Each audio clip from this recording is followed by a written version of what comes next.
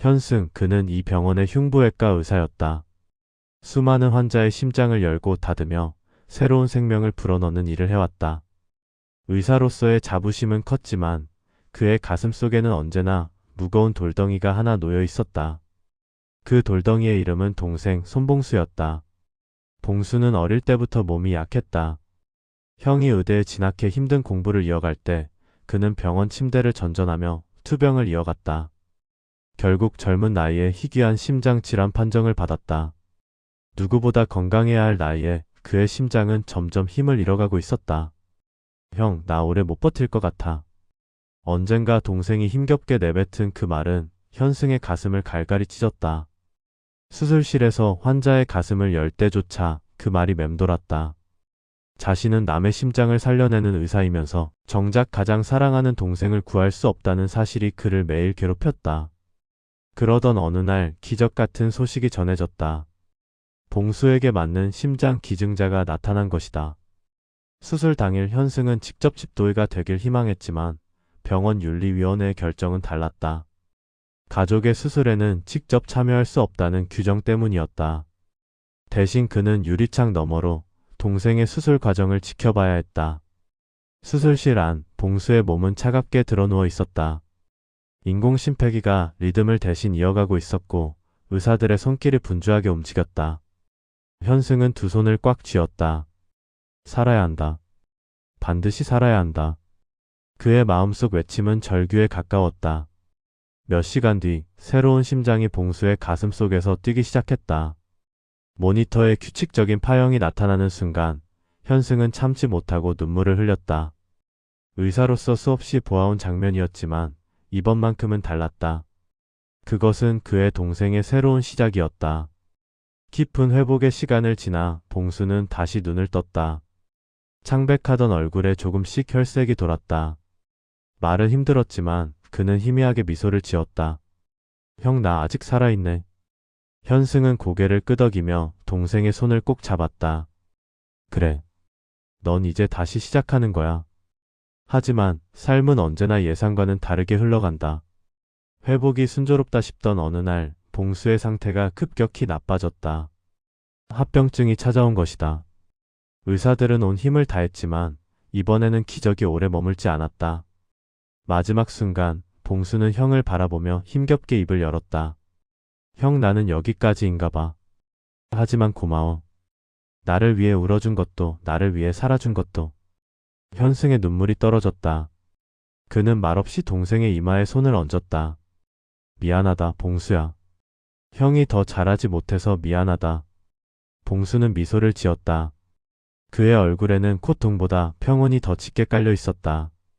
형, 슬퍼하지 마. 내 삶이 짧았지만 형이 곁에 있었으니까 충분했어. 그리고 형이 매일 살려낸 수많은 사람들, 그게 곧 나의 연장이야. 내가 살아가는 또 다른 방식이니까. 그 말을 끝으로 봉수의 눈은 천천히 감겼다. 모니터의 파형은 점점 줄어들다가 마침내 일직선이 되었다. 수술실 안에서 수없이 들어본 소리, 하지만 이번만큼은 가슴이 무너져 내렸다. 며칠 후 장례식장에서 현승은 수많은 조문객 앞에 섰다. 흉부외과 의사로서가 아니라 한 사람의 형으로서.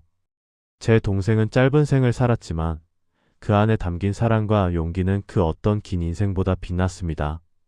저는 앞으로도 제 수술 칼날 끝마다 동생의 마음을 담을 것입니다. 생명을 살리는 일, 그것이 곧 그와 나누는 마지막 약속입니다. 그날 이후 현승은 환자의 심장을 살릴 때마다 동생의 얼굴을 떠올렸다. 봉수가 마지막 순간에 남긴 말, 형은 이미 충분히 내 삶의 일부야. 그 말은 현승에게 평생의 사명이 되었다. 심장을 열고 다시 닫는 순간마다 그는 느낀다. 동생의 짧았던 삶이 여전히 그의 손끝에서 살아 숨쉬고 있음을. 새벽 5시. 대학병원의 수술실은 이미 하얀 조명으로 환하게 밝혀져 있었다. 손현승은 수술복을 입고 손 소독을 하면서 오늘의 첫 번째 수술을 준비하고 있었다. 60대 남성 환자의 대동맥 판막 치환술. 복잡하고 섬세한 수술이었지만 15년차 흉부외과 전문의인 그에게는 이미 익숙한 일상이었다. 선생님, 환자 마취 준비 완료됐습니다. 마취과 의사의 말에 현승은 고개를 끄덕였다. 수술실 문을 밀고 들어가면서 그는 마음을 차분히 가라앉혔다. 이제부터 다음 6시간 동안 한 사람의 생명이 그의 손에 달려 있었다. 메스. 간호사가 건넨 메스로 환자의 가슴을 열었다. 붉은 피가 스며나왔지만 현승의 손은 조금도 떨리지 않았다. 15년 동안 수백 번 반복해온 동작이었다.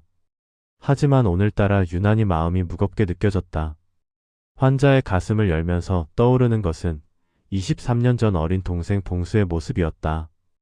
현승아, 빨리 와. 봉수가 갑자기 쓰러졌어. 어머니의 다급한 전화를 받고 응급실로 달려갔던 그날. 현승은 의대 2학년 학생이었고 봉수는 중학교 1학년이었다. 응급실 침대 위에 누워있던 동생의 얼굴은 창백했고 숨을 쉬기 힘들어했다. 선천성 심장병입니다. 심실 중격 결손이 심각한 상태예요. 의사의 설명을 들으면서 현승은 주먹을 꽉 쥐었다. 선천성 심장병. 태어날 때부터 심장에 구멍이 있어서 제대로 피를 돌릴 수 없는 병이었다. 수술이 필요한가요? 지금 당장은 약물 치료로 지켜봐야겠지만 언젠가는 수술이 필요할 수도 있습니다. 그 순간 현승은 결심했다. 내가 의사가 되어서 동생을 고쳐야겠다고. 그때까지만 해도 내과를 생각하고 있었던 그는 그날 이후 흉부외과를 꿈꾸기 시작했다. 의대를 다니는 동안 현승은 틈만 나면 봉수를 돌봤다. 동생은 다른 아이들처럼 마음껏 뛸 수 없었다. 조금만 움직여도 숨이 차고 얼굴이 파래졌다. 체육 시간에는 늘 벤치에 앉아서 친구들이 축구하는 것을 지켜봐야 했다. 형, 나도 축구하고 싶어. 봉수가 아쉬워하는 모습을 볼 때마다 현승의 가슴은 미어졌다. 조금만 기다려. 형이 의사 되면 꼭 고쳐줄게. 정말? 약속해. 형제는 새끼손가락을 걸고 약속했다. 현승은 그 약속을 지키기 위해 더욱 열심히 공부했다. 해부학, 생리학, 병리학, 심장에 관한 모든 것을 배웠다. 하지만 의학을 공부하면 할수록 봉수의 병이 얼마나 복잡하고 위험한지 알게 되었다. 단순한 심실 중격 결손이 아니라 여러 기형이 복합적으로 나타난 복잡한 선천성 심장병이었다. 수술 성공률도 높지 않았고 수술을 받아도 평생 관리가 필요했다. 의대를 졸업하고 흉부외과 전공의가 된 현승. 그는 하루하루 수술 기술을 익혀갔다. 처음에는 단순한 보조 역할만 했지만 점점 복잡한 수술에도 참여하게 되었다. 전공의 3년차가 되었을 때 드디어 봉수와 비슷한 나이의 선천성 심장병 환자 수술에 참여할 기회가 있었다. 현승은 가슴이 뛰었다. 이 경험이 쌓이면 언젠가는 동생도 고칠 수 있을 것이라고 생각했다. 하지만 그 수술은 실패했다. 환자는 수술대에서 숨을 거뒀다. 어려운 케이스였어. 너무 자책하지 마. 지도 교수의 위로였지만 현승의 마음은 무너져 내렸다. 만약 저 환자가 봉수였다면? 생각만 해도 끔찍했다. 그 밤 현승은 봉수에게 전화를 걸었다. 봉수야, 요즘 컨디션 어때? 괜찮아, 형. 형은 병원에서 잘 지내고 있지? 응. 열심히 배우고 있어. 형이 나 고쳐주겠다고 했으니까 나는 믿고 기다릴게. 동생의 믿음이 고마우면서도 부담스러웠다. 과연 내가 봉수를 고칠 수 있을까? 드디어 흉부외과 전문의가 된 현승. 하지만 봉수의 수술은 쉽사리 결정할 수 없었다. 전문의가 된 후에도 계속 공부하고 경험을 쌓았지만 봉수의 케이스는 워낙 복잡했다. 형, 언제쯤 수술 받을 수 있어? 성인이 된 봉수는 여전히 형을 믿고 기다리고 있었다. 하지만 나이가 들수록 심장 기능은 점점 나빠지고 있었다. 조금만 더 기다려. 더 안전한 방법을 찾고 있어.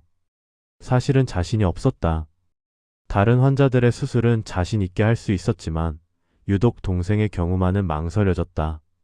만약 실패한다면? 동생을 잃는다면? 현승은 국내외의 여러 전문가들과 상의했다. 논문도 찾아보고 학회에도 참석했다. 봉수 같은 케이스의 성공 사례들을 연구했다. 현승이 전문의 5년차가 되었을 때 봉수의 상태가 급격히 나빠졌다. 일상생활도 힘들어했고 병원을 오가는 횟수도 늘어났다.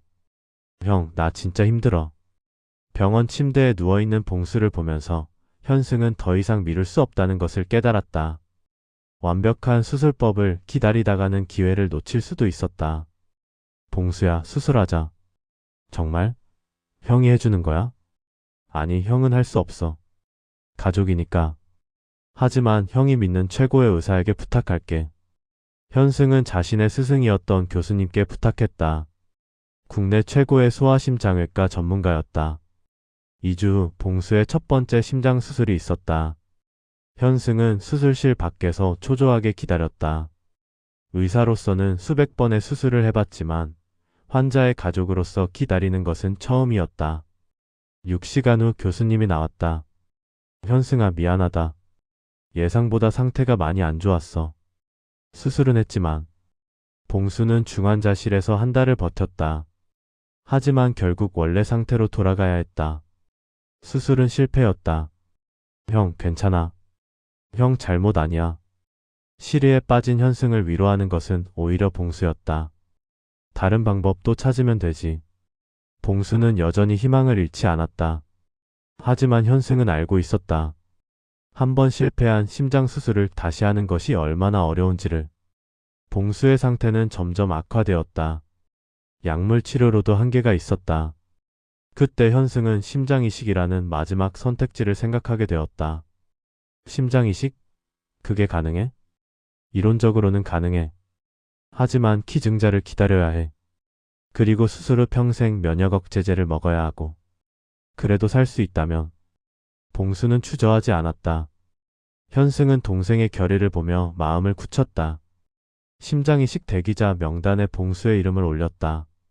이제 기다리는 일만 남았다. 언제 올지 모르는 기증자를. 심장이식 대기 명단에 이름을 올린 후 봉수는 병원과 집을 오가며 기다렸다. 하루하루가 지날 때마다 심장 기능은 조금씩 떨어졌다. 현승은 매일 이식 코디네이터에게 연락했다. 혹시 매칭되는 기증자가 나타났는지. 하지만 대답은 늘 똑같았다. 아직 적합한 기증자가 없어요. 봉수의 혈액형은 B형이었고 체격도 고려해야 했다. 그리고 무엇보다 심장이라는 장기는 뇌사자에게서만 기증받을 수 있었다. 누군가의 죽음이 있어야만 봉수가 살 수 있었다. 그 사실이 현승을 더욱 괴롭혔다.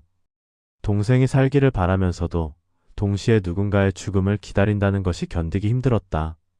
현승은 여전히 매일 수술을 했다. 다른 환자들의 심장을 고치면서 정작 자신의 동생은 고치지 못한다는 현실을 받아들여야 했다. 선생님, 수술 정말 감사했습니다. 덕분에 제 남편이 살았어요. 환자의 가족이 고맙다고 인사할 때마다 현승은 복잡한 마음이었다. 다른 사람의 가족은 구할 수 있으면서 왜 내 동생만은? 수술실에서 나와 복도를 걸을 때마다 현승은 자책했다. 15년차 흉부외과 의사. 수많은 심장을 고쳐온 사람. 하지만 가장 소중한 한 사람만은 구하지 못하는 무력한 형. 형, 너무 자책하지 마. 어느 날 봉수가 현승에게 말했다. 형이 매일 환자들 살리는 거 보면서 나는 오히려 자랑스러워. 내 형이 이렇게 멋진 의사라는 게. 하지만 정작 너는. 형, 나는 괜찮아. 형이 다른 사람들 살리는 것만으로도 이미 충분히 의미 있는 일이야. 동생의 말에 현승은 울컥했다. 자신보다 더 힘든 상황에 있으면서도 오히려 형을 위로해주는 봉수? 그리고 말이야, 형이 나를 못 고친다고 해서 형이 못난 의사는 아니잖아. 의사도 만능이 아니니까. 봉수야, 나는 형이 있어서 행복해. 그것만으로도 충분해. 수술을 마치고 집에 돌아오는 길. 현승은 늘 봉수에게 전화를 걸었다. 오늘 컨디션 어때? 괜찮아. 형은 오늘도 수술 잘했지? 응. 70대 할머니 판막 수술 성공했어. 역시 우리 형. 대단해. 봉수는 언제나 현승의 성공을 자신의 일처럼 기뻐했다. 그럴 때마다 현승은 더욱 미안해졌다. 밤늦게 의학 논문을 읽으면서도 현승의 머릿속에는 늘 봉수가 있었다. 새로운 수술법은 없을까? 더 안전한 방법은 없을까? 혹시 내가 놓친 것은 없을까? 형, 나 오래 못 버틸 것 같아. 봉수가 힘겹게 내뱉은 그 말은 현승의 가슴 속에서 날마다 무겁게 울렸다. 심장이식 대기를 시작한 지 6개월이 지났지만 여전히 적합한 기증자는 나타나지 않았다. 그 사이 봉수의 상태는 점점 나빠졌다. 어느 날은 응급실에 실려가기도 했다.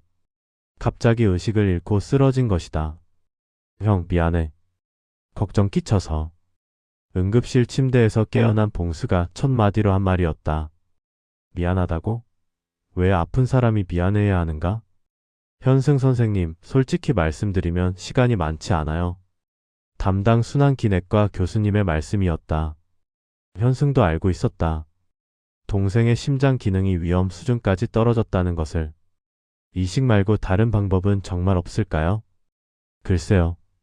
현재로서는 이식이 유일한 방법인 것 같습니다. 의사로서 15년을 살아오면서 현승은 의학의 한계를 수없이 경험했다. 하지만 그 한계가 자신의 가족에게 적용될 때는 받아들이기 힘들었다. 밤마다 현승은 기도했다. 종교가 있는 것도 아니었지만 절박한 마음에 누군가에게라도 간절히 빌었다. 제발, 봉수만큼은. 그렇게 괴로운 나날이 계속되었지만 현승은 포기하지 않았다. 매일 수술을 하면서도 틈틈이 봉수의 치료법을 연구했다. 해외에 새로운 술기는 없는지, 실험적인 치료법은 없는지. 현승은 모든 가능성을 탐색했다. 그리고 무엇보다 봉수에게 희망을 잃지 않는 모습을 보여주려 했었다. 곧 좋은 소식이 있을 거야. 조금만 더 견뎌보자. 하지만 현승 자신도 알고 있었다. 시간이 얼마 남지 않았다는 것을. 기적이 일어나지 않는다면 동생을 잃을 수도 있다는 것을. 수술실에서 다른 환자의 심장을 고칠 때마다 현승은 생각했다. 내가 심장을 고치는 사람이지만 정작 가장 소중한 사람의 심장만은 고칠 수 없구나. 그것이 현승이 매일 짊어지고 살아가는 무게였다. 의사로서의 능력과 형으로서의 무력감 사이에서 그는 오늘도 수술대 앞에 서 있었다. 폭도는 언제나 침묵과 긴장으로 가득 차 있었다. 그리고 그 폭도를 걸어가는 현승의 마음에는 언제나 동생에 대한 걱정과 사랑이 함께하고 있었다. 2023년 11월 15일 새벽 3시. 현승의 휴대폰이 울렸다. 이미 잠든 지 얼마 되지 않은 시간이었다. 전날 밤늦게까지 응급수술을 했던 터라 몸은 피곤했지만 의사에게는 언제든 올 수 있는 전화였다. 하지만 발신자를 보는 순간 현승은 완전히 잠이 깼다. 이식 코디네이터 김간호사였다. 여보세요? 현승 선생님, 죄송합니다. 이 시간에 전화드려서. 김간호사의 목소리에는 긴장감이 서려 있었다. 8개월 동안 봉수의 이식을 담당해온 그녀였다. 무슨 일이세요? 봉수 씨에게. 혹시 매칭되는 기증자가. 전화를 받는 순간부터 현승의 심장은 빠르게 뛰기 시작했다. 설마 정말로? 지금 당장 병원에 오실 수 있으세요? 자세한 설명을 드려야겠어요. 네, 지금 갑니다. 현승은 옷을 재빨리 입고 차키를 집어들었다. 8개월 동안 기다려온 그 순간이 마침내 온 것일까? 새벽 3시 30분. 평소와 다름없이 조용한 병원이었지만 오늘만큼은 모든 것이 달라 보였다. 현승은 이식 코디네이터 사무실로 향했다. 선생님, 앉으세요. 김간호사의 표정은 진지했다. 그녀의 손에는 두꺼운 서류 뭉치가 있었다. 드디어 봉수 씨와 매칭되는 기증자가 나타났습니다. 그 말을 듣는 순간 현승은 가슴이 턱 막히는 것을 느꼈다. 8개월 동안 기다려온 그 순간이었다. 기증자는 어떤 분이신가요? 현승의 목소리가 떨렸다. 기쁨과 동시에 복잡한 감정이 밀려왔다. 누군가의 죽음이 있어야만 동생이 살 수 있다는 현실. 25세 남성분이세요. 교통사고로 뇌사 판정을 받으셨어요. 혈액형, 체격, 조직적 합성 검사 모든 면에서 봉수 씨와 매우 잘 맞습니다. 김간호사는 조심스럽게 설명했다. 가족분들도 장기 기증을 흔쾌히 동의해 주셨고요. 저희 아들이 다른 누군가를 살릴 수 있다면 기꺼이 그렇게 하겠다고 하셨어요. 현승은 곧바로 봉수가 있는 병실로 향했다. 새벽 4시였지만 봉수는 잠들어 있지 않았다. 요즘 들어 숨쉬기가 힘들어서 제대로 잠을 이루지 못하는 날이 많았다. 형? 이 시간에 왜? 봉수야. 현승은 동생의 손을 잡았다. 여전히 차갑고 약한 손이었다. 기증자가 나타났어. 봉수의 눈이 커졌다. 믿을 수 없다는 표정이었다. 정말? 응. 모든 조건이 다 맞아. 곧 수술할 수 있을 것 같아. 봉수는 한참 동안 말을 하지 못했다. 그러더니 갑자기 눈물이 흘러내렸다. 형, 나 정말 살 수 있는 거야? 그럼. 이제 새로운 심장으로 마음껏 뛸 수 있어. 형제는 서로를 꼭 안았다. 8개월의 기다림, 23년의 투병이 마침내 끝날 수 있을지도 모르는 순간이었다. 오전 9시. 본격적인 수술 준비가 시작되었다. 이식 수술팀이 소집되었고 수술실이 준비되었다. 현승은 직접 참여할 수 없었지만 모든 과정을 지켜보고 있었다. 봉수는 수술 전 검사를 받았다. 혈액검사, 심전도, 흉부 X-레이 심장 초음파. 이식을 위한 마지막 점검이었다. 모든 상태가 양호합니다. 수술 진행해도 될 것 같아요. 마취과 교수님의 말씀에 현승은 안도했다. 봉수야, 겁나지? 조금. 하지만 기대도 돼. 새로운 심장으로 살 수 있다니. 봉수의 얼굴에는 오랜만에 희망이 떠올라 있었다. 고마워, 형. 여기까지 올 수 있게 해줘서. 뭔 소리야. 우리가 남남이냐. 하지만 속으로는 현승도 불안했다. 심장 이식은 매우 복잡하고 위험한 수술이었다. 아무리 경험이 많은 의료진이라고 해도 100% 성공을 보장할 수는 없었다. 수술 전 현승은 기증자 가족을 만날 기회가 있었다. 25세 청년의 부모님이었다. 두 분 모두 눈이 빨갛게 부어 있었다. 안녕하세요. 저는 이식받을 환자의 형입니다. 현승이 정중히 인사했다. 아, 그러시군요. 저희 아들이. 아버지가 말을 잇지 못했다. 어머니가 대신 말씀하셨다. 저희 아들이 다른 분을 살릴 수 있다니 그나마 위로가 됩니다. 현승은 고개를 깊이 숙였다. 정말 감사합니다. 평생 잊지 않겠습니다. 부디 건강하게 살아주세요. 그게 저희 아들이 바라는 일일 겁니다. 기증자 어머니의 말씀에 현승은 가슴이 먹먹해졌다. 자식을 잃은 슬픔 속에서도 다른 누군가를 살리겠다는 그 마음이 얼마나 숭고한지. 오후 2시. 드디어 수술이 시작될 시간이었다. 봉수는 수술복을 입고 이동용 침대에 누워 있었다. 형, 나 잘 다녀올게. 응, 잘 다녀와. 깨어나면 새로운 심장이 뛰고 있을 거야. 현승은 동생의 이마에 손을 얹었다. 차갑고 축축한 이마였다. 무섭지 않아? 조금. 그래도 형이 옆에 있으니까 괜찮아. 수술실 문이 열리고 봉수가 들어갔다. 현승은 유리창 너머로 동생의 모습이 사라지는 것을 지켜보았다. 이제 기다림의 시간이 시작되었다. 수술을 담당하는 것은 박영수 교수님이었다. 국내 최고의 심장이식 전문가 중 한 분이었다. 현승의 의대 선배이기도 했다. 현승아, 걱정하지 마. 최선을 다하겠어. 교수님 부탁드립니다. 현승은 평소에 동료로서 만나던 박 교수님께 환자 가족의 마음으로 부탁드렸다. 봉수 케이스 내가 많이 연구해봤어. 어려운 케이스이긴 하지만 충분히 성공할 수 있어. 네, 믿겠습니다. 너도 의사니까 알겠지만 심장 이식 후 관리가 더 중요해. 평생 면역 억제제를 먹어야 하고 정기적으로 검사도 받아야 해. 현승은 알고 있었다. 하지만 그래도 괜찮았다. 봉수가 살 수 있다면. 수술 예정 시간은 8시간이었다.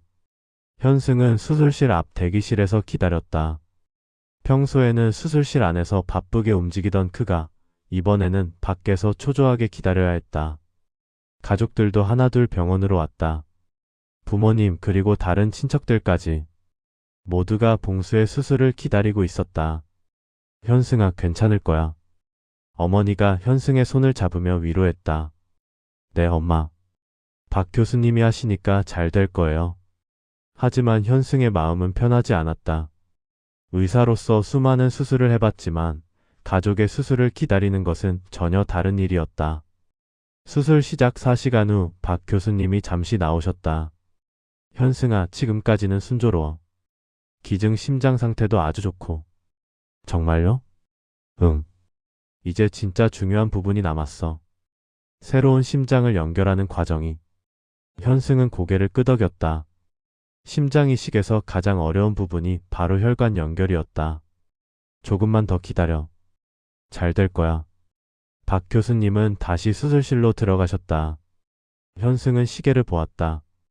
오후 6시였다. 저녁이 되었지만 아무도 식사를 하지 않았다. 모두가 수술실만 바라보고 있었다. 현승은 폭도를 오가며 걸었다. 평소 자신이 서 있던 수술실이 이렇게 먼 곳처럼 느껴진 적은 없었다. 형, 많이 걱정돼? 누나가 물었다. 당연하지. 우리 막내잖아. 현승은 솔직하게 답했다. 의사라고 해서 가족 앞에서 덜 걱정되는 것은 아니었다. 봉수 그 녀석 어려서부터 얼마나 힘들었어. 이제 좀 편하게 살았으면 좋겠어. 그럼. 이번 수술만 잘 되면 마음껏 뛸 수 있을 텐데. 가족들은 각자의 방식으로 봉수를 위해 기도했다. 한편 수술실 안에서는 긴박한 상황이 이어지고 있었다. 봉수의 가슴이 열리고 오랫동안 그를 괴롭혔던 병든 심장이 제거되었다. 새로운 심장 준비됐습니다. 간호사가 말했다. 젊은 기증자의 건강한 심장이었다. 박 교수님은 조심스럽게 새 심장을 봉수의 가슴에 위치시켰다. 그리고 하나씩 혈관을 연결하기 시작했다. 대동맥 연결 완료. 폐동맥 연결 완료. 상대정맥 연결 완료. 하대정맥 연결 완료. 모든 혈관 연결이 끝났다. 이제 가장 중요한 순간이 남았다. 새로운 심장이 뛰기 시작할 것인가? 자, 이제 클램프를 제거하겠습니다. 박 교수님이 말씀하셨다. 혈관을 막고 있던 클램프를 제거하면 새로운 심장으로 피가 흐르기 시작할 것이다. 클램프 제거합니다. 순간 수술실 안이 조용해졌다. 모든 의료진이 모니터를 바라보았다. 1초, 2초, 3초.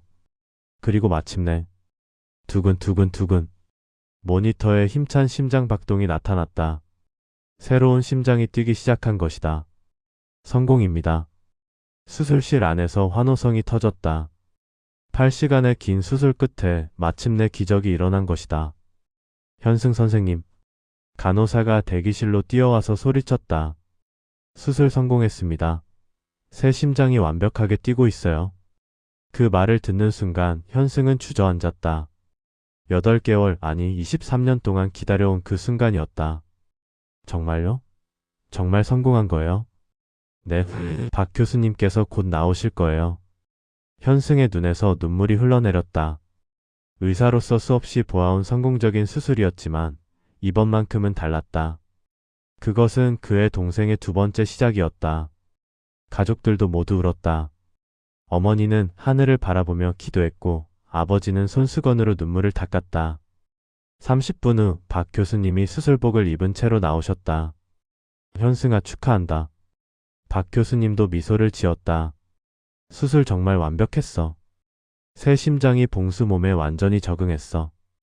교수님, 정말 감사합니다.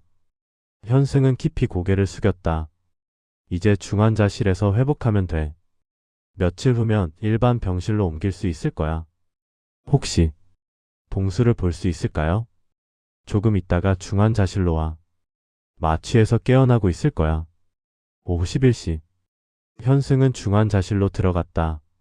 각종 모니터와 기계들에 둘러싸여 있던 봉수가 보였다. 하지만 모니터에 나타나는 심장 박동은 이전과 완전히 달랐다. 힘차고 규칙적인 박동이었다. 봉수야. 현승이 동생의 이름을 부르자 봉수가 천천히 눈을 떴다. 형? 응, 형이야. 수술 끝났어. 봉수는 가슴에 손을 댔다. 그리고 놀란 표정을 지었다. 형, 이게 내 심장이야? 응. 새로운 심장이야.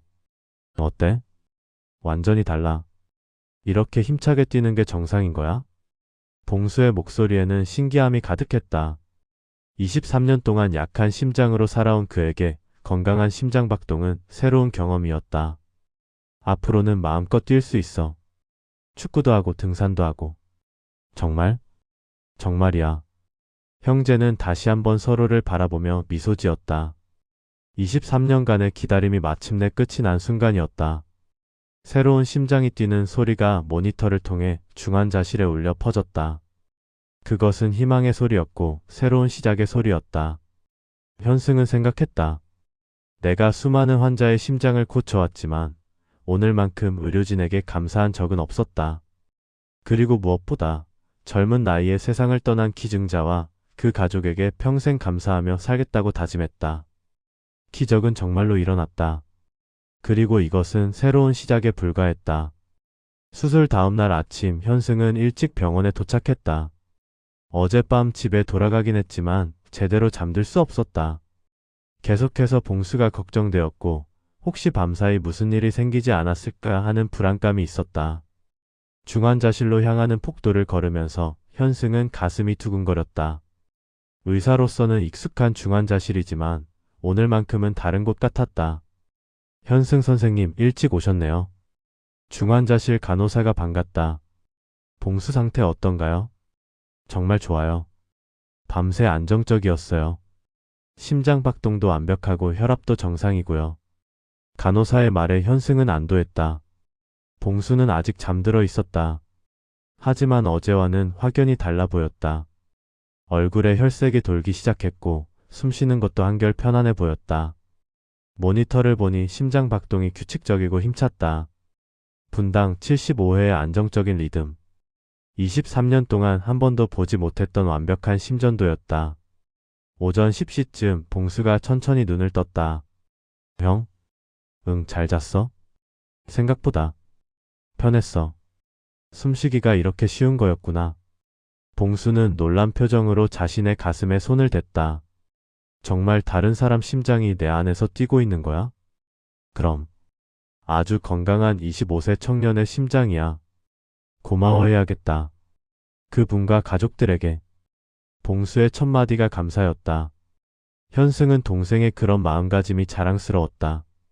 지금 기분이 어때? 신기해. 가슴이 이렇게 시원할 수가 있구나. 23년 동안 항상 답답했는데. 봉수는 깊게 숨을 들이마셨다. 새로운 심장으로 하는 첫 번째 심호흡이었다. 수술 후 3일째, 봉수는 ICU에서 일반 병실로 옮겨질 수 있을 정도로 회복되었다. 의료진도 놀라워할 정도로 빠른 회복이었다. 봉수 씨 정말 대단해요. 이렇게 빨리 회복되는 경우는 드물어요. 담당 간호사가 감탄했다. 일반 병실로 옮긴 첫날, 봉수는 처음으로 침대에서 일어나 앉을 수 있었다. 23년 동안 조금만 움직여도 숨이 차던 그가 이제는 별다른 어려움 없이 앉아있을 수 있었다. 형, 나 진짜 정상인이 된 거 맞아? 그럼. 이제 완전한 정상인이야. 봉수의 얼굴에는 오랫동안 볼 수 없었던 밝은 미소가 떠올랐다. 그럼 이제 축구도 할 수 있어? 조금 더 회복되면 뭐든지 할 수 있어. 현승도 덩달아 기뻤다. 의사로서 수많은 성공적인 수술을 경험해봤지만 이번만큼 기쁜 적은 없었다. 봉수의 빠른 회복 소식에 온 가족이 들떠했다. 부모님은 매일 병원에 와서 봉수의 변화를 지켜보았다. 우리 막내가 이렇게 건강해 보이는 게 언제적이었나? 어머니는 눈물을 흘리며 봉수의 손을 잡았다. 엄마, 울지 마세요. 이제 걱정 끝이에요. 그래, 이제 정말 걱정 없이 살 수 있겠구나. 아버지도 기뻐하셨다. 23년 동안 아픈 아들을 보며 가슴 아파했던 부모의 마음이 얼마나 무거웠을지. 봉수야, 태어나면 뭐 하고 싶어? 누나가 물었다. 일단 맛있는 거 엄청 먹고 싶어. 그리고 등산도 가보고 싶고. 등산? 정말? 응. 한 번도 산 정상까지 올라가 본 적이 없거든. 가족들은 봉수의 말에 웃음을 터뜨렸다. 앞으로 할 수 있는 일들을 생각하니 모든 게 기대되었다. 수술 후 일주일이 지났다. 봉수는 하루가 다르게 좋아졌다. 병실 안을 걸어 다닐 수 있게 되었고 식욕도 돌아왔다. 현승아, 봉수 정말 잘 회복되고 있어. 박 교수님도 만족스러워 하셨다. 면역 억제제 반응도 좋고 거부 반응도 전혀 없어. 이대로 가면 2주 후에는 퇴원할 수 있을 것 같아. 정말요? 벌써요? 응. 새 심장이 완벽하게 적응했어. 현승은 감격스러웠다. 의사로서도 형으로서도 이보다 더 좋을 수는 없었다. 봉수도 날마다 달라졌다. 창백했던 얼굴에 혈색이 완전히 돌아왔고 목소리도 힘이 생겼다. 무엇보다 눈빛이 살아있었다. 회복 중인 어느 날, 봉수는 기증자 가족에게 편지를 쓰기로 했다. 형, 나 그분 가족에게 편지 쓰고 싶어. 그래, 좋은 생각이야. 봉수는 정성스럽게 편지를 썼다. 사랑하는 기증자 가족 여러분께 안녕하세요. 저는 귀한 선물을 받은 손봉수입니다. 먼저 큰 아픔 속에서도 저 같은 사람을 살려주신 결정에 진심으로 감사드립니다. 23년 동안 아픈 심장 때문에 많은 제약을 받으며 살았는데 이제 새로운 심장으로 완전히 새로운 삶을 살 수 있게 되었습니다. 아직은 입원 중이지만 매일매일이 기적 같습니다. 이렇게 편하게 숨쉬고 마음껏 움직일 수 있다는 게 정말 꿈만 같아요. 앞으로 이 소중한 선물을 헛되이 하지 않도록 열심히 의미 있게 살겠습니다. 귀하의 아드님이 제 안에서 계속 살아가실 수 있도록 최선을 다하겠습니다. 정말 감사합니다. 손봉수 드림. 수술 후 2주째 드디어 퇴원 날짜가 정해졌다. 모든 검사 결과가 완벽했고 새 심장은 봉수의 몸에 완전히 적응한 상태였다. 봉수야, 내일 퇴원이야.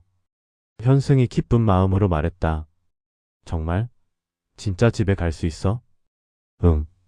23년 만에 완전히 건강한 몸으로. 봉수는 감격스러워했다. 어린 시절부터 병원이 집보다 익숙했던 그에게 건강한 몸으로 집에 가는 것은 꿈 같은 일이었다. 형, 고마워. 정말 고마워. 뭘? 우리가 남남이야. 아니야, 정말 고마워. 형이 의사가 되어서 형이 옆에 있어서 여기까지 올 수 있었어. 형제는 서로를 꼭 껴안았다. 퇴원하는 날 온 가족이 모였다. 봉수는 2주 만에 병원을 나서는 것이지만 실제로는 23년 만에 진짜 건강한 몸으로 세상에 나서는 것이었다. 봉수야, 기분이 어때? 최고야. 공기도 이렇게 맑고 하늘도 이렇게 파랗고. 봉수는 마치 세상을 처음 보는 것처럼 신기해했다. 건강한 심장으로 느끼는 모든 것이 새로웠다. 집으로 가는 차 안에서 봉수는 계속 창밖을 바라보았다. 사람들이 다 열심히 걸어다니네. 나도 이제 저렇게 빨리 걸을 수 있어? 당연하지. 뛸 수도 있어. 와, 정말? 현승은 동생의 순수한 기쁨을 보며 미소 지었다. 집에 돌아온 봉수는 모든 것에 흥미를 보였다. 계단 오르기, 집 앞 산책, 심지어 간단한 집안일까지도. 엄마, 제가 설거지 도와드릴까요? 아니야, 봉수야. 아직 몸조리해야지. 엄마, 저 이제 완전히 정상이에요. 뭐든지 할 수 있어요. 어머니는 아직 믿기지 않는다는 표정이었다. 23년 동안 아픈 아들을 돌봐온 습관이 하루아침에 바뀔 수는 없었다. 첫날 저녁 가족들과 함께 식사를 하면서 봉수는 말했다. 이제 정말 새로운 인생이 시작된 것 같아요. 뭘 해야 할지 모르겠을 정도로 기대돼요. 천천히 하나씩 해보자. 급할 거 없어. 현승이 조언했다. 퇴원 후 사흘째 봉수는 현승과 함께 동네 공원으로 산책을 나갔다. 23년 만에 첫 진짜 산책이었다. 형, 이렇게 오래 걸어도 괜찮아? 괜찮아. 천천히 걸으면 돼. 공원을 한 바퀴 도는데 30분이 걸렸다. 예전 같으면 상상도 할 수 없었던 일이었다. 형, 나 진짜 정상인이 된 거 맞지? 그럼. 믿기지 않아. 이렇게 멀리 걸어도 숨이 안 차다니. 봉수는 벤치에 앉아 하늘을 바라보았다. 기증해주신 분께 정말 감사해. 이 마음을 어떻게 표현해야 할지 모르겠어. 현승도 함께 하늘을 바라보았다. 어딘가에서 그들을 지켜보고 있을 기증자의 영혼에게 감사의 마음을 전했다. 퇴원 후 일주일이 지났을 때 미묘한 변화가 시작되었다. 아주 사소한 것부터였다. 형, 오늘은 좀 피곤해. 그럴 수도 있지. 아직 회복 중이니까. 응, 그런가 보다. 하지만 현승은 불안했다. 의사의 직감으로 뭔가 이상하다는 느낌이 들었다. 이틀 후 봉수가 열을 내기 시작했다. 형, 몸이 좀 으스스해. 체온을 재니 38도였다. 병원에 가보자. 감기 아닐까? 요즘 일교차가 크잖아. 현승은 그러길 바랐다. 하지만 심장이식 환자에게 발열은 심각한 신호일 수 있었다. 응급실에서 검사를 받은 결과 봉수의 혈액 수치에 이상이 있었다. 염증 수치가 올라가 있었고 면역 관련 지표들도 평소와 달랐다. 일단 입원해서 정밀 검사를 해보자. 박 교수님이 말씀하셨다. 혹시 거부 반응인가요? 현승이 걱정스럽게 물었다. 아직 확실하지 않아. 좀 더 지켜봐야겠어. 봉수는 다시 병원 침대에 누웠다. 일주일 만에 재입원이었다. 형, 괜찮을 거야. 그냥 감기일 거야. 봉수는 여전히 낙관적이었다. 하지만 현승의 마음은 무거웠다. 검사 결과 봉수는 급성 거부 반응을 보이고 있었다. 새로운 심장을 외부 물질로 인식한 면역체계가 공격을 시작한 것이었다. 면역 억제제 용량을 늘려서 치료해 보겠어. 박 교수님이 설명했다. 하지만 조심해야 해. 면역 억제제를 너무 많이 쓰면 감염에 취약해져. 현승은 알고 있었다. 심장 이식 후 가장 어려운 부분이 바로 이것이었다. 거부 반응을 막으면서도 감염을 피해야 하는 미묘한 균형. 며칠간 치료를 받았지만 봉수의 상태는 좋아지지 않았다. 오히려 조금씩 나빠지는 것 같았다. 형, 나 괜찮을 거야? 봉수가 불안해하기 시작했다. 자신의 몸 상태를 가장 잘 아는 것은 본인이었다. 당연히 괜찮을 거야. 거부 반응은 조절할 수 있어. 현승은 동생을 안심시켰지만 속으로는 걱정이 커져갔다. 의료진은 최선을 다했다. 여러 약물을 시도했고 다양한 치료법을 적용했다. 하지만 봉수의 면역체계는 새로운 심장을 계속 공격했다. 박 교수님, 다른 방법은 없을까요? 현승아, 우리가 할 수 있는 건 다 하고 있어. 조금만 더 기다려보자. 치료 시작 일주일 후 드디어 봉수의 상태가 호전되기 시작했다. 열이 내리고 혈액 수치도 개선되었다. 다행이야. 거부 반응이 조절되고 있어. 박 교수님의 말에 현승은 안도했다. 봉수도 기운을 되찾기 시작했다. 형, 나 또 살았네. 그럼. 우리 봉수 그렇게 쉽게 포기하는 아이 아니잖아. 이제 정말 괜찮을까? 물론이야. 이제 면역체계가 새 심장을 받아들인 거야. 봉수의 얼굴에 다시 미소가 돌아왔다. 위기는 지나간 것 같았다. 며칠 후 봉수는 다시 태어날 수 있게 되었다. 이번에는 더 조심스럽게, 더 신중하게 몸을 관리하기로 했다. 이제 정말 새로운 시작이야. 봉수가 말했다. 응, 이번에는 정말로. 현승도 희망을 품었다. 하지만 마음 한편으로는 여전히 불안감이 남아 있었다. 심장 이식 후의 삶이 이렇게 순탄하지만은 않다는 것을 의사로서 너무 잘 알고 있었기 때문이다. 그래도 지금 이 순간만큼은 희망을 품고 싶었다. 동생이 건강하게 살아갈 수 있다는 희망을. 두 번째 퇴원 후 한 달이 지났다. 봉수는 조심스럽게 일상을 되찾아가고 있었다. 면역 억제제를 정확한 시간에 복용하고 정기 검진을 빠짐없이 받으며 감염을 피하기 위해 마스크를 착용하고 다녔다. 현승은 매일 저녁 봉수에게 전화를 걸었다. 오늘 컨디션 어때? 좋아, 형. 오늘 공원에서 30분 산책했어. 무리하지는 않았지? 응, 천천히 걸었어. 그런데 정말 신기해. 예전 같으면 5분도 못 걸었을 텐데. 봉수의 목소리는 밝았다. 새로운 심장으로 누리는 일상이 여전히 신기하고 감사했다. 약은 잘 먹고 있고?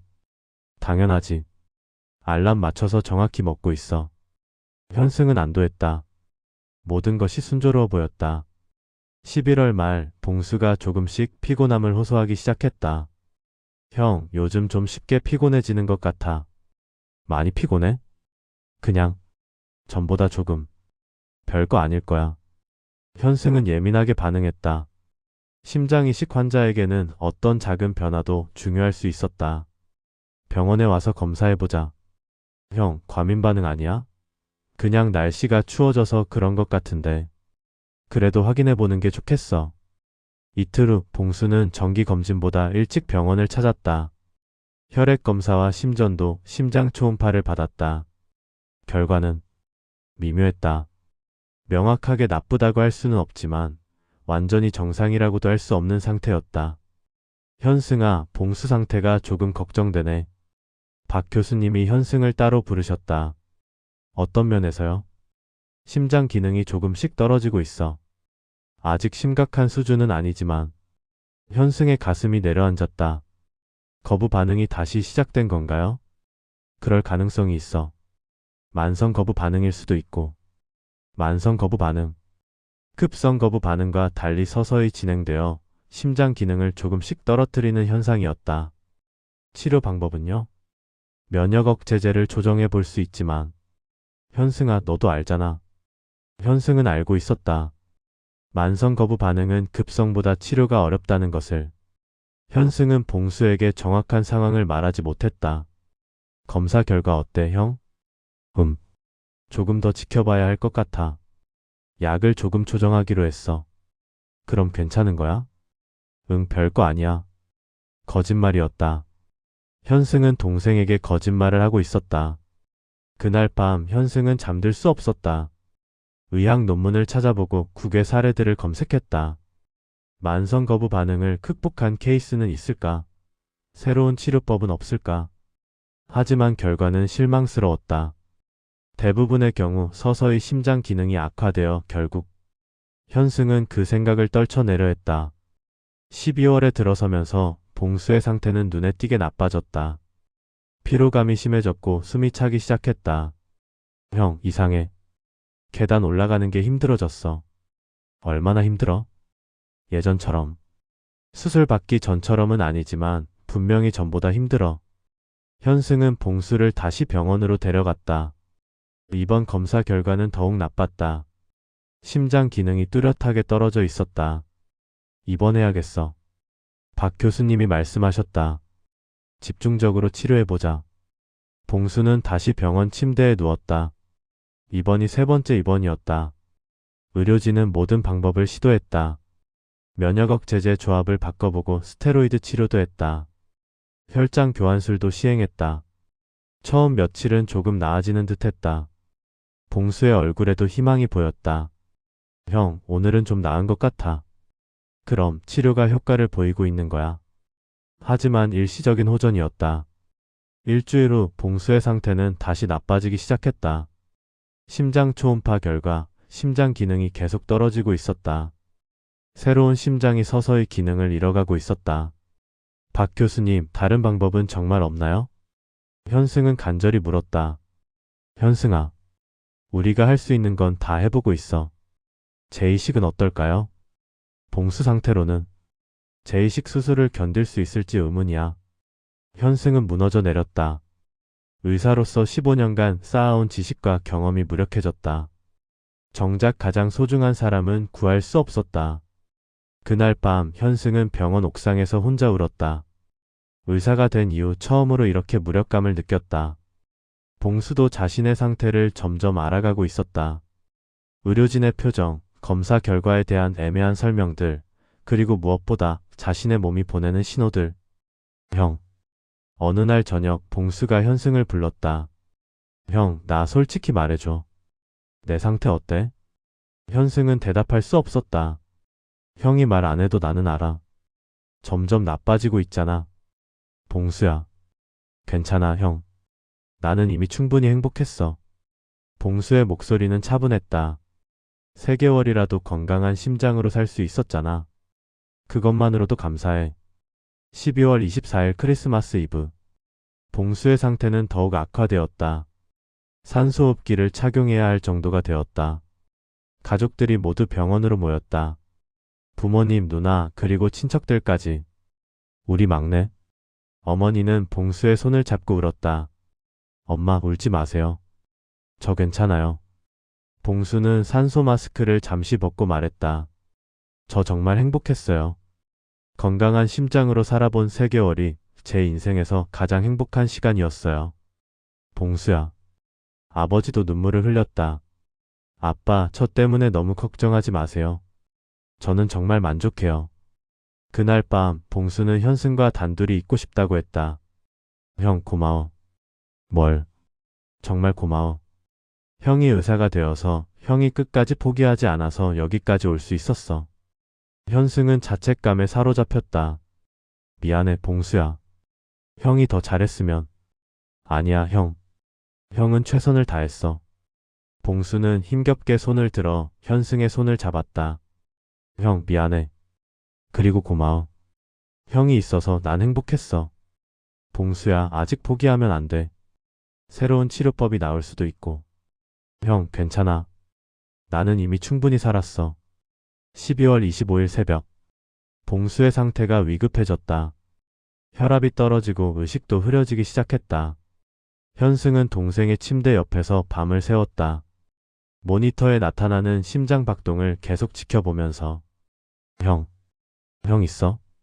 봉수가 간신히 눈을 떴다. 응, 형이 여기 있어. 고마워. 마지막까지. 봉수야, 힘내. 조금만 더 버텨. 하지만 봉수는 고개를 저었다. 형, 키증해주신 분께 감사하다고 전해줘. 응, 전할게. 그리고 형이 매일 살려낸 사람들, 그게 곧 나의 연장이야. 현승은 무슨 말인지 이해했다. 내가 살아가는 또 다른 방식이니까. 12월 25일 오전 7시 23분. 봉수의 심장 박동이 점점 약해지기 시작했다. 현승은 동생의 손을 꼭 잡았다. 차갑게 식어가는 손을. 봉수야, 형이 여기 있어. 봉수는 마지막 힘을 내어 미소를 지었다. 그리고 눈을 감았다. 모니터의 파형은 점점 줄어들다가 마침내 일직선이 되었다. 봉수야. 봉수야. 현승은 동생의 이름을 불렀지만 대답은 없었다. 심폐소생술 시행합니다. 의료진이 뛰어들어와 심폐소생술을 시작했다. 하지만 현승은 알고 있었다. 너무 늦었다는 것을. 30분간의 소생술 끝에 의료진은 포기해야 했다. 사망 시각 오전 7시 53분. 박 교수님이 선언하셨다. 그리고 현승의 어깨에 손을 올렸다. 현승아, 미안하다. 정말 최선을 다했는데. 현승은 아무 말도 할 수 없었다. 그저 동생의 차가워진 손을 잡고 있을 뿐이었다. 가족들이 하나둘 병실로 들어왔다. 어머니는 봉수의 얼굴을 쓰다듬으며 울었다. 우리 막내?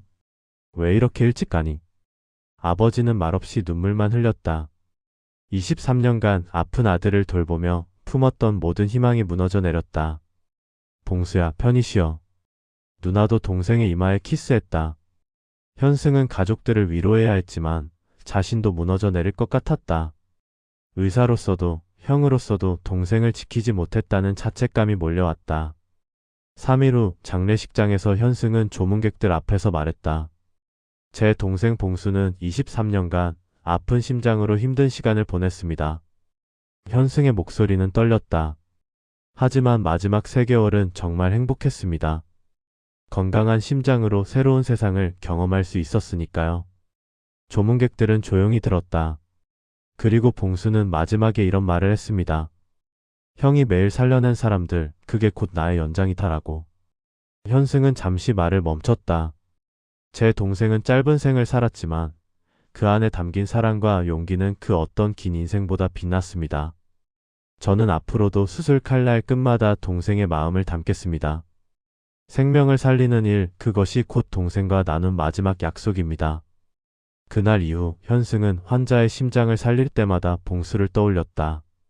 짧았던 동생의 삶은 이제 그의 손끝에서 계속 이어지고 있었다. 심장을 살리는 그 순간마다 형과 동생의 이야기는 여전히 가슴속에서 두근거리고 있었다. 현승은 다짐했다. 봉수의 이름으로 더 많은 생명을 구하겠다고. 동생이 받았던 사랑을 이제는 자신이 다른 환자들에게 전해주겠다고. 그것이 봉수가 남긴 마지막 선물이었다. 사랑의 연장, 생명의 이어짐.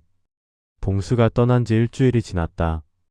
현승은 장례를 마치고 병원으로 돌아왔지만 수술실에 서는 것이 두려웠다.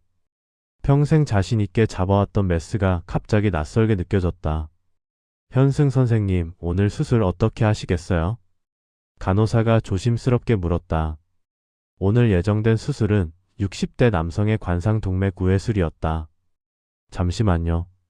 현승은 빈 수술실로 들어가 혼자 서 있었다. 수많은 생명을 구했던 이곳에서 정작 동생만은 구하지 못했다는 무력감이 그를 짓눌렀다.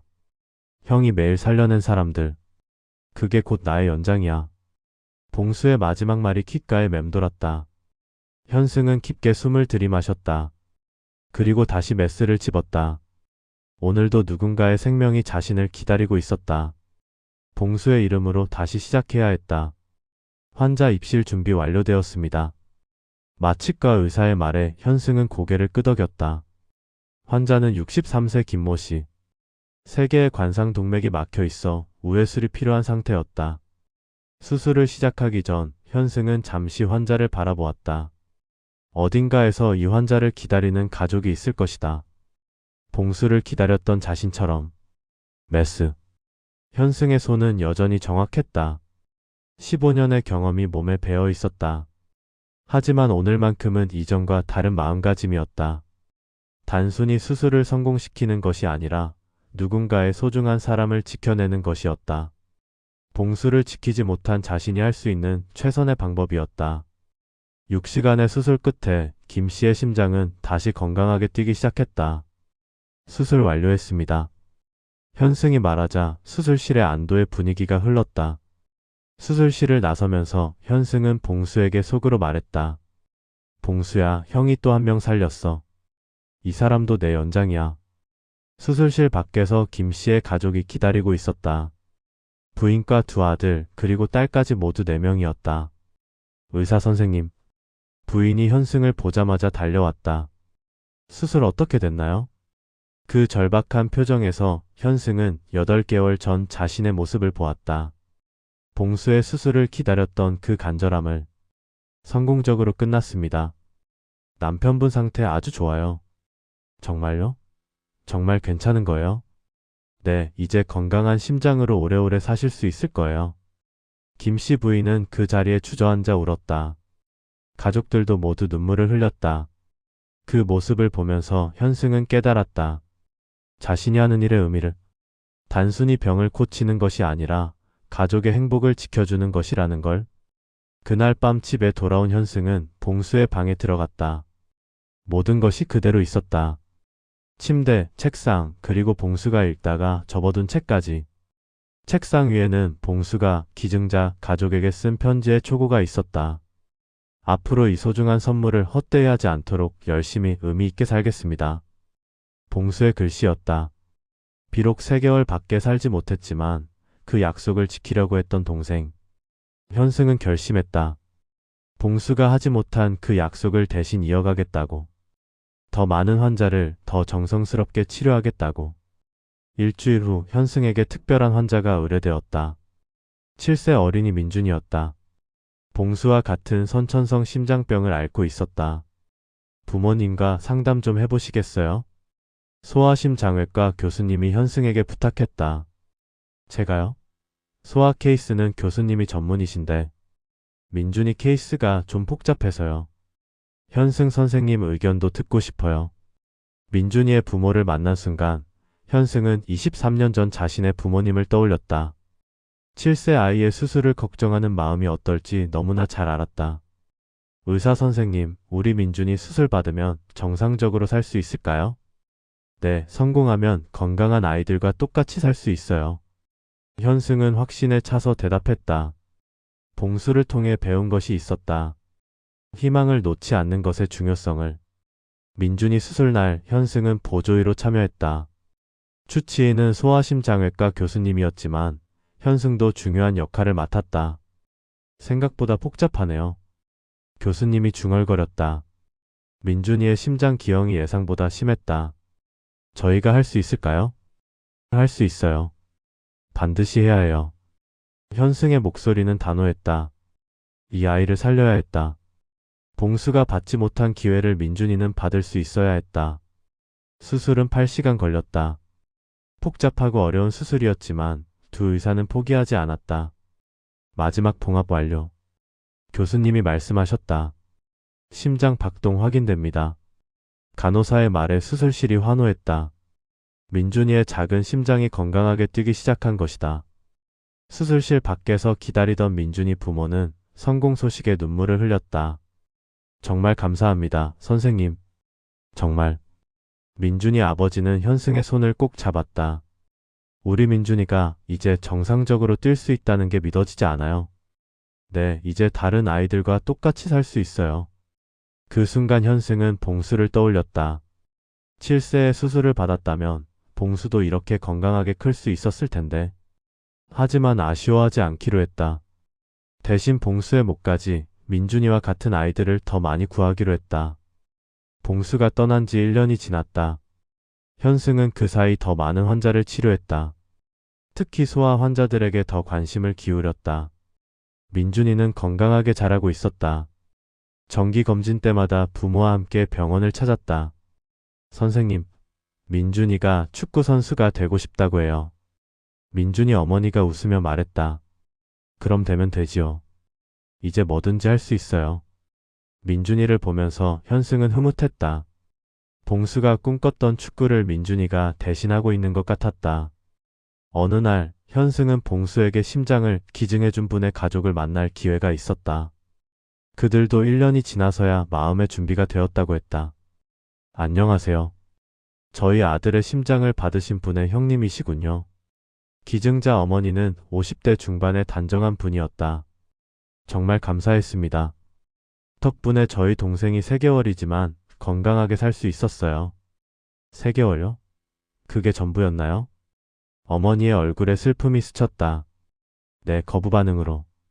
하지만 그 3개월이 봉수에게는 인생 최고의 시간이었어요. 그렇군요. 저희 아들도 25년이 전부였으니까. 두 어머니는 서로의 슬픔을 이해했다.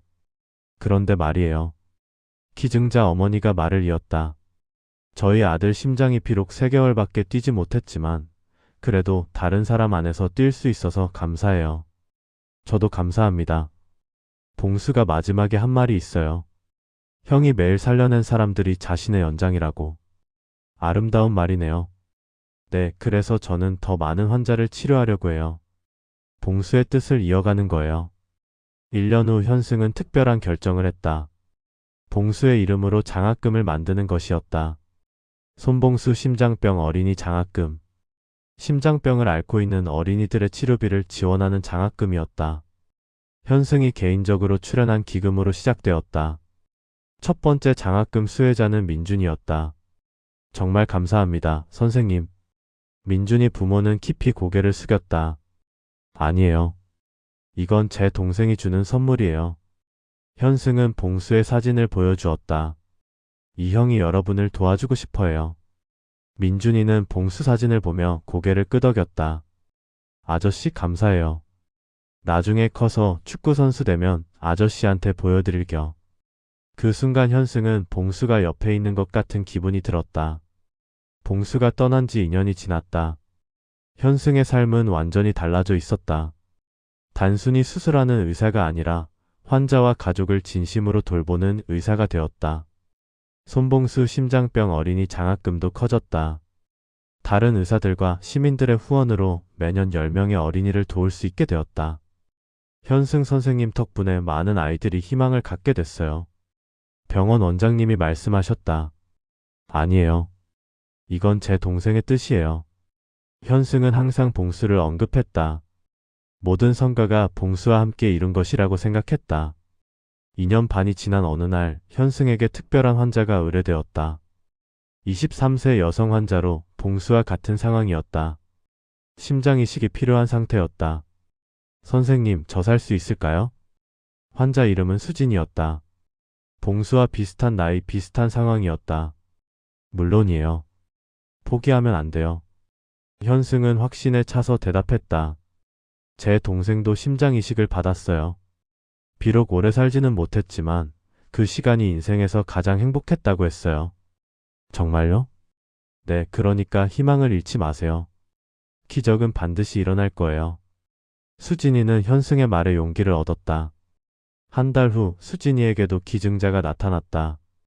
현승은 직접 이식 수술에 참여했다. 수술은 성공적이었다. 수진이는 새로운 심장으로 새로운 삶을 시작할 수 있게 되었다. 수술 후 1년이 지난 어느 날 현승에게 수진이로부터 편지가 왔다. 현승 선생님께 안녕하세요. 수진이에요. 선생님 덕분에 저는 지금 정말 건강하게 살고 있어요. 대학교도 복학했고 꿈이었던 간호사 공부를 하고 있어요. 선생님이 말씀해주신 봉수님 이야기를 계속 생각해요. 저도 봉수님처럼 이 소중한 선물을 의미 있게 쓰고 싶어요. 그래서 간호사가 되어서 저 같은 환자들을 돌봐주고 싶어요. 그게 제가 받은 사랑을 돌려주는 길인 것 같아요. 봉수님께도 감사 인사를 전해주세요. 봉수님의 사랑이 저에게까지 이어져 왔다고 말이에요. 감사합니다. 수진이 드림. 봉수가 떠난 지 5년이 지났다. 매년 봉수의 생일에는 현승과 가족들이 함께 묘소를 찾았다. 봉수야, 형이 또 왔어. 현승은 봉수의 묘비 앞에서 지난 1년을 보고했다. 이번 년에도 많은 환자들을 살렸어. 특히 내 또래 환자들 많이 도왔어. 손봉수 장학금으로 10명의 아이들을 도왔고 그 중에 10명이 완전히 회복됐어. 현승의 목소리는 자랑스러웠다. 그리고 말이야, 수진이라는 환자가 있었는데 그 아이가 간호사가 되어서 지금 우리 병원에서 일하고 있어. 내 이야기를 듣고 감동받아서 자기도 다른 환자들을 돕고 싶다고 하더라. 바람이 살랑 불었다.